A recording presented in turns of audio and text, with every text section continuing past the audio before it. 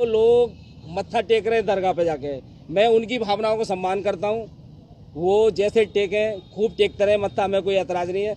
लेकिन वहाँ हमारे महादेव का मंदिर है और जल्द ही महादेव जब वहाँ सर्वे होगा तो बहुत सारे मंदिर के साक्ष्य वहाँ दिखेंगे। जैसा कि मैं मानता हूँ कोर्ट में केस दायर होने के बाद बहुत सारी रिसर्च मीडिया पत्रकारों ने भी की है और उन्हें बहुत सारी बुक भी मिली है।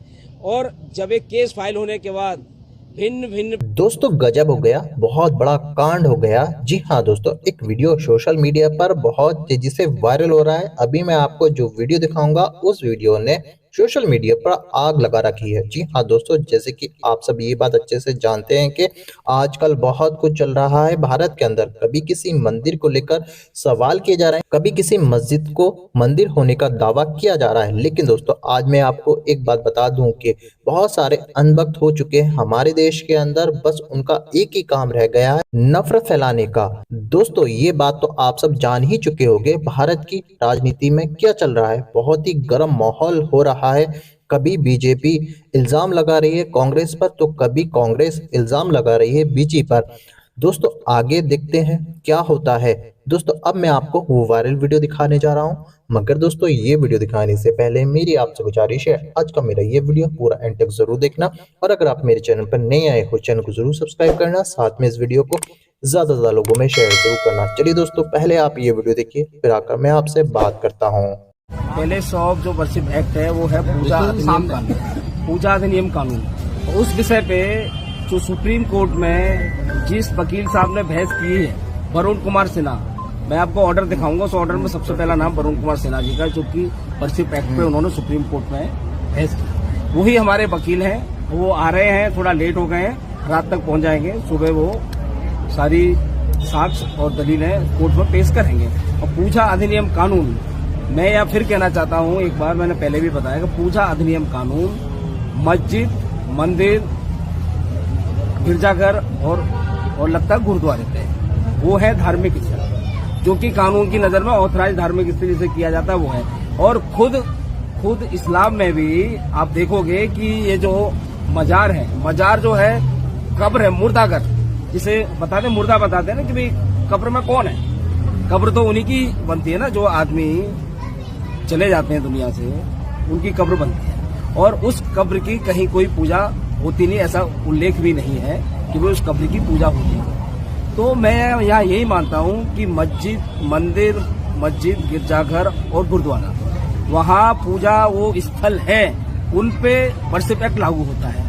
ये कोई पूजा स्थल नहीं है। और किसी भी मजार पे या कब्र बनी होती है, वहाँ ना तो कोई फूल चढ़ाता है, ना कोई चंदन चढ़ाता है, ना कुछ और प्रकार की कुछ चीजें चलती हैं, जो कि आप देखोगे। तो मैं यही कहना चाहता हूँ कि ये वर्शिप एक्ट से बाहर है। ये हमारे वकील साहब कल आएंगे, यदि ये मुद्दा उठता है, हमारी वहाँ सर्वे की जो एप्लीकेशन पेंडिंग है, कल हम सर्वे की एप्लीकेशन पर जोड़ देंगे कि ASI द्वारा सर्वे कराया जाए। यदि मुस्लिम पक्ष द्वारा कहीं से भी वर्शिप एक्ट की बात आती है, तो वर्शिप एक्ट का ऑर्डर हमारे पास भी है, माननीय अदालत को वर्शिप एक्ट का ऑर्डर भी पढ़ाएंगे। और पूजा अधिनियम कानून वहाँ क्यों लागू नहीं होता, ये भी माननीय अदालत को समझाया जाएगा। और मुझे उम्मीद है कि यहाँ कानून का राज है, संविधान का राज है। तो जज साहब सब कुछ समझेंगे, देखेंगे। यदि उन्हें लगता है कि वर्शिप एक्ट से बाहर है, तो सर्वे का आदेश होगा।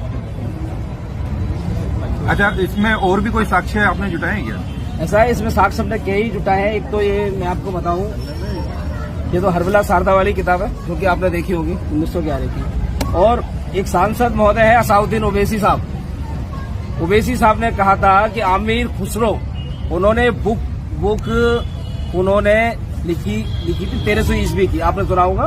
1300 ईस्वी की बात करते, सबने वीडियो सुना होगा। और ये मैं बता रहा हूँ, इस बुक का नाम है पृथ्वीराज विजय। ये बुक 1250 ईस्वी की है ये बुक, और ये सारी बुक संस्कृत में बुक है। इसका हिंदी ट्रांसलेशन भी हम माननीय अदालत के समक्ष रहेंगे। इसमें अजमेर की हिस्ट्री इसमें पूरा लिखा है, अजमेर की सारी हिस्ट्री, माननीय पृथ्वीराज चौहान जी के बारे में सारी जानकारी है। और कब कब क्या क्या चीजें थी वो भी है, और कब कब क्या हुआ पृथ्वीराज चौहान जी के साथ, कैसे मोहम्मद गौरी यहाँ आया, कैसे उसने हमारी सत्ता को हथियाने की कोशिश की, यानी कि भाला के दम पर, तलवार के दम पर, और कितने यहाँ हिंदुओं का जबरन धर्म परिवर्तन यहाँ कराया गया सूफीज्म के नाम पर। जबरन धर्म परिवर्तन हुआ, जो कि खुद इस्लामिक किताब और इस्लामिक मुल्ला मौलवी कहते हैं कि ख्वाजा साहब ने 95 लाख हिंदुओं का धर्म परिवर्तन कराया। और आप देखिए, धर्म परिवर्तन कराना तो खुद ही ऑफेंस है यहाँ पे। और यदि कोई व्यक्ति सूफीज्म की बात करता है और शांति की बात करता है, तो उसे हिंदू मुसलमान से मतलब क्या है? चाहे हिंदू रहो या मुसलमान रहो, सिख रहो, ईसाई रहो, उसे अपनी मानवता की बात करनी है। और मैं लगता है यदि सूफीज्म में लोग भरोसा करते तो मानवता की बात होती। तो यहाँ कोई ऐसी बात नहीं है। धर्म परिवर्तन कराना अपने आप ऑफेंस है। और ख्वाजा साहब के बारे में बहुत सारी किताबें बोलती हैं। आपने सुधीर चौधरी भी एक कोई उन्होंने देखा होगा नहीं, और वो बुक उन्होंने लाई थी। उस बुक में उन्होंने सब कुछ बताया है, और भी चीजें, वो बुक भी हमारे पास है। तो मैं यही कहना चाहता हूँ कि हमें कोर्ट जाने का अधिकार है, और हम कोर्ट गए हैं। हम शांति में भरोसा करते हैं। हम एक बार फिर कह रहे हैं, जो लोग मत्था टेक रहे हैं दरगाह पे जाके, मैं उनकी भावनाओं को सम्मान करता हूँ। वो जैसे टेके खूब टेकते रहे मत्था, हमें कोई एतराज नहीं है। लेकिन वहाँ हमारे महादेव का मंदिर है, और जल्द ही महादेव जब वहाँ सर्वे होगा तो बहुत सारे मंदिर के साक्ष्य वहाँ दिखेंगे।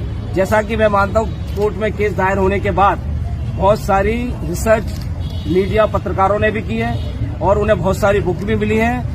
और जब एक केस फाइल होने के बाद भिन्न भिन्न प्रकार के यूट्यूब चैनल और दाएं बाएं जो लोकल चैनल चल रहे हैं, वहाँ पे लोकल लोगों ने कैमरे के सामने आके भी कहा है कि हम आपको ऐसे साक्ष्य दिखा देंगे, आप खुलवाओ तहखाना।